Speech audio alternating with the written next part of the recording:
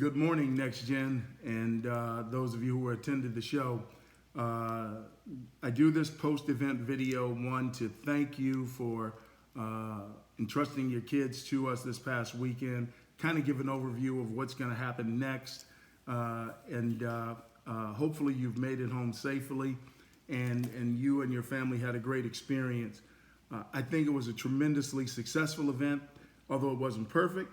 I think it was tremendously successful. Our goal is always to try to get better, and we will continue to strive to do that at our events. This was a new venue for us, so it was a little different. Some of the setups were different than we had been used to over the past 3 years. But overall, I think we set out what we wanted to accomplish, and that was for the players to come out and compete, and for those kids to have an opportunity to showcase their skills. And as I said, it was successful, but not perfect. A couple things that I wanted to address as we wrap up this year, and I kind of use this post-event video to kind of give you an overview of what happens next, what's going to be taking place, what you can expect from us, when you'll hear from us, what's going on, all those kinds of things. I'll try to get those out and kind of give you an explanation of what goes on next for those of you who haven't been a part of the show or Next Gen camps over the past 8 years. So, first and foremost, wasn't perfect. It was a new venue, so some of the things that we anticipated that had been a part of the venue, we tried to address those. One of the things that I did not think we executed well on was water and explanation on water. Each athlete was given a BioSteel water bottle. Those bottles, there were places around the facility that those bottles could be filled and brought to the field, in addition to the BioSteel, which we had plenty of the BioSteel product there, but the water bottles were supposed to be used there, and I don't know that we gave that a full explanation for the athletes to understand how they were going to use those water bottles, and for that's an apology on my part.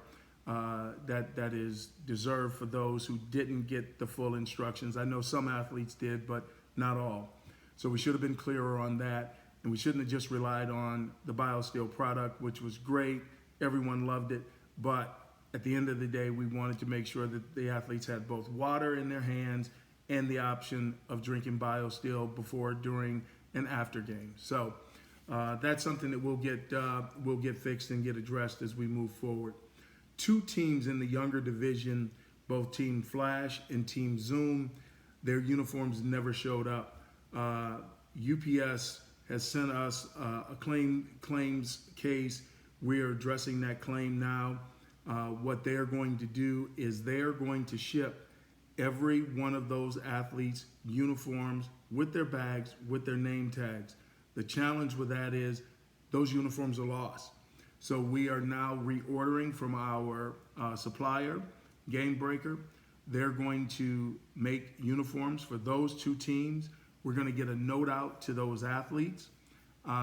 If they want a different number or their own number from their high school or their middle school, we'll put whatever number they want on their shirts, and we're going to send those uniforms out. Probably, I'm guessing it's going to take us 3 weeks before we get them. We've already put in the request to order name tags for those athletes. The name tags that you will get will be put on the bags that you would have received, and we're going to ship those things out probably, I'm guessing it's going to take us a month to get all of that together, but you deserved those uniforms, and we're going to make sure that you get the things that you earned. As I said jokingly to several of you, we gave you a first uniform with the hopes of, excuse me, my daughter's cat is jumping all over the place here, with the hopes that you would just have those for practice until your uniforms arrived. So you have that set of uniforms, you have the backup set of uniforms, and you're going to get the uniform that you earned for the show. We're going to get that sent to you this week. I'm sorry, in a month or so, so that you have everything that you deserve. One of the other things I think that was missed was some of the announcements weren't as clear from the speaker standpoint. So the academic awards, if you earned an academic award and you did not pick your academic award up, we have a list of those athletes who did. Just shoot us an email and we will have that academic medal sent out to you. That's an incredible honor. We do that award to acknowledge and honor my mother's memory and her focus in my life on being not just being a great football player, but being a great student. So the student part of this equation of the student athlete is more important than the athlete side of the equation. So if you did not get those awards, one other thing that was not perfect, and some of these things are just absolutely beyond our control. We had, I don't know, probably 100 to 150 athletes that were unable to make it, whether it was a late college visit that pulled them in, or it was we had a ton of flight cancellations. We had a ton of athletes that were kind enough to notify us to let us know that they weren't going to be able to come. So we were trying to make adjustments on teams and shuffle things around to try to make it as balanced as possible. When you do that, one of the issues that comes up is you end up with some rosters that may not be as balanced as they were when you first set out. But the other thing that you end up with that is kind of an unforeseen consequence is you end up with a ton of kids in one position, and kids may have had to play out of position. If you were one of those kids who didn't get enough reps at your particular position, I apologize for that. In a scramble like that, we just want to make the event competitive. As it relates to the younger athletes, I will say this. We had several young athletes that didn't play the position they were selected for, but were noticed, and that garnered attention. That'll be a part of our all-show team. That'll be a part of some of the media teams, just because they went out and competed at the position that they had. And I think that that's a really strong statement, one, in the type of competitors they are, two, in the type of families they come from, where we were dealt this hand, we're going to go out and we're going to compete, and that is greatly, greatly appreciated. For those of you who sent emails, or if you had email comments or complaints, all those things will get read. I'm just being honest. We have been going nonstop since August of 2021. I am not responding to any emails. I will not respond to any emails during these next few weeks. We will acknowledge those emails for folks, or we will respond to the emails by sending out awards that were missed, all those kinds of things. But we really don't do a ton. We really take time away. I know it feels like we're a really big organization, but as most of you saw, it's a lot of family and friends that chip in to make our event work. And I couldn't be more grateful to the people in my life, my wife, my daughter, my son, my college roommates, family, friends, and close relations that come out and volunteer and give of their time to make the event special for you guys. So I want to thank them as well. What's next? Let's just talk about a couple things. Over the next couple of weeks, you're going to see some announcements on the all-show team. I think the first announcement that we will make that will come out will be the kids. We had nominations for the All-America Bowl on NBC. We're part of that selection committee. And so we nominated, I believe, 15 athletes that will be on the radar for the All-America Bowl on NBC. We selected one, and the All-America Bowl selected a second. So for those of you who didn't see the announcement, the first selection that we made from the 2022 or from the 2022 show, the athlete that will be playing in the All-America game is Jaden Skeet, wide receiver who is committed to Boston College. He will be our representative in the 2023 All-America Bowl. We also had another athlete that was selected by the selection committee who was on site watching the athletes participate, and that is Pickett Jr. He is also committed to play in the 2025 All-America game. So I know a lot of folks say, well, it's only for the kids who are going to be seniors. No, this young man came out, competed, and he's going to be a sophomore, and he's already locked in his spot at the All-America Bowl. And we're going to do our best to push as many of the kids that were top performers at our camps and at our events this year to the game and make sure that they get recognized. So the all-show team will come out. In the next couple of weeks, there's going to be an announcement for early invitations.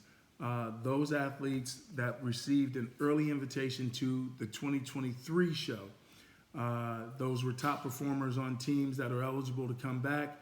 Those athletes will get early invitations to the 2023 show, and those athletes will also be able to attend any of the regional camps that we have coming up.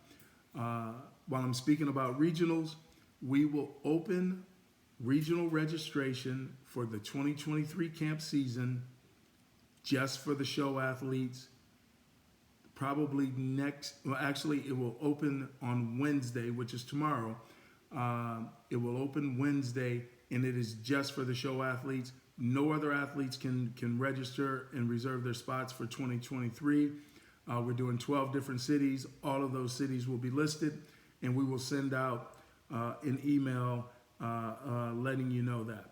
Now, one of the things that can be a little confusing is that the media will start announcing their top performers. I know 24/7 and Rivals, Prep Red Zone, all had their ideas. They will start submitting top performers to us, but we have no control over who they select. We have no say in who they put up. We have no say in any of those things, and we try to keep that relationship distance from the standpoint that we don't want to influence them. However, we do pick we take some of the information that they give us, we take some of the information that the coaches give us, and we take some of the information that our staff gets, and we put together the all-show team. We have several athletes that will be recognized by the all-show team, and over the past several years, athletes that are recognized by the all-show team have been they've seen significant increases in their recruiting. So that's the ultimate goal. As I get ready to close out, I will say this. I thank you guys, for the parents especially, for being flexible. I thank you guys because no matter how much we map out and try to plan out every step, the events it never flows the way that we actually think it's going to. We have backup plans and we have different contingencies that we put in place, but it never ever works out exactly the way we plan. We had no idea that we would have as many no-shows from flight cancellations, and it's just kind of it's tough because I know that we had we had several athletes from Canada that had issues getting into the States. They put a ton of work in to prepare for this event, and they couldn't get in. We had athletes that were coming from the Northeast who had weather issues. We had athletes in the Midwest that their flights were just canceled. So that being said, we had to replace 7 coaches within 48 hours. And so some of the coaches that we brought in were really recommendations of coaches that we trust, and for the most part, I thought those guys came in, caught on, figured out what the whole mission of our event was, and did a tremendous job under tough circumstances. And we really are excited about some of the new relationships from a coaching standpoint that we developed, and we're also excited about some of the families that have been a part of the show for years and now watching those kids go on. And I think that's probably, one of the most emotional pieces to this experience is as you see kids who you saw when they were in 7th grade and now they're going off to college. It's really extremely, humbling to think that you had just a small piece or a small part of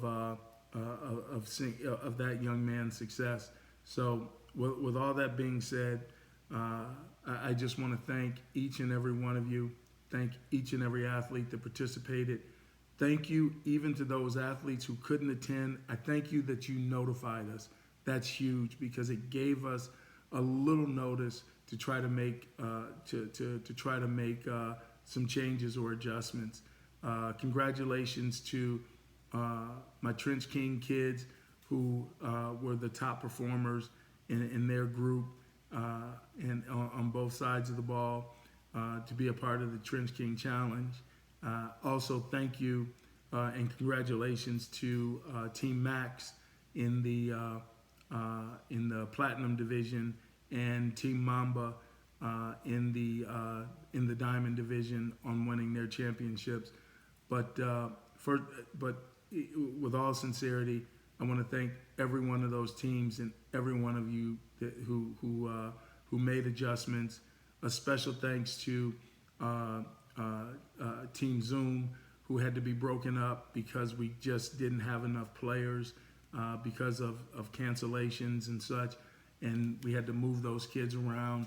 I know that team was a strong team just based on what I was able to see pre-event, and it was unfortunate that I just didn't feel safe with rosters of 9 and 10 kids going out there. And thank you to the Diamond Division as well for adjusting and understanding why we canceled that 5th game on Saturday. Safety is our priority. Our goal is always to send you back to your coach, your program, healthy, more exposed, but healthy and ready to play in your high school or your middle school season. Ultimately, that is the ultimate showcase. What you did here puts the spotlight on you. What you do there is what's going to get you to the next level. Thank you all. God bless. Can't wait to see you guys next year. Keep your eyes open. Follow us on Instagram and social media, and we will get you going for 2023. God bless.